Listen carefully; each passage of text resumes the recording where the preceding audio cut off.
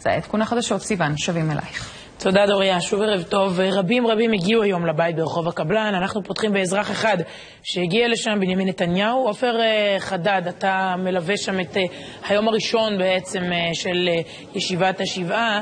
נפתח בשיחה איך נגדיר, לא ממש נעימה, שהתנהלה שם בין בנימין ושרה נתניהו לבין בניו של הרב. כן, אפשר להגיד שלא לקבלת הפנים הזאת ציפה ראש הממשלה. הייתי נוכח לידה. בין המנחמים כאן במפגש המצומצם. זה מעין צבא. אנחנו מתחננים כולנו ביחד. מכל לב. תעשה את מה שאתה יכול. אתה גם אדם. אבא לא קיבל תשובה. הוא מאוד נפגע מכך. אתה גם. אבא מאוד נפגע מכך שהוא לא קיבל תשובה על הבקשה שלו. הוא התחנן וביקש. מה שהוא שמע, לא באתי בשביל זה. רק את המילים הללו. הוא מאוד נפגע מזה. הוא דיבר איתי לאחר מכן, הוא מאוד נפגע. ואנחנו מצפים, אנחנו מרגישים שזו הייתה המשאלה החשובה ביותר בשבילו. הוא אמר את המילים הללו לך. שיקלתי בן, אבל זה כואב לי יותר.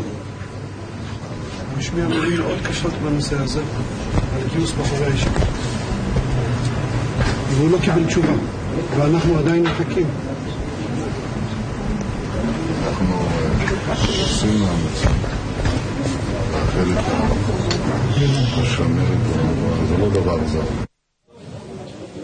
כן, עופר, פירוש רש"י לדברים, זה אמור אפשר היה להגיד גיחום שלא אבלים. לקבלת הפנים הזאת.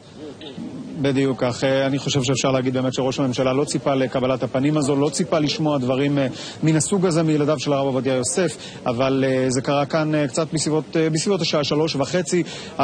ראש הממשלה נכנס, שוחח עם 4 הבנים שישבו בחדר, ואז פנה אליו הרב דוד יוסף והעלה את אותו נושא שהעלה בפניו. נציין לפני כחצי שנה הרב עובדיה יוסף, זכרו לברכה כבר אפשר להגיד, אותו נושא של גיוס בחורי הישיבות, נושא שאנחנו יודעים שכאב מאוד לרב עובדיה יוסף, נושא שהוא העלה לא פעם בשיעוריו.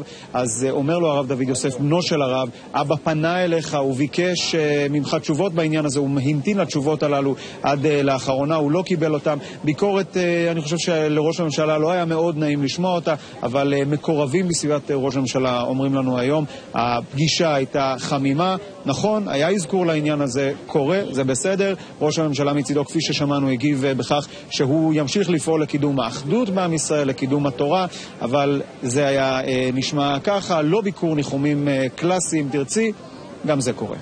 עופר חדד, תודה בשלב הזה, ושלום לחבר הכנסת אריאל אטיאס מש"ס.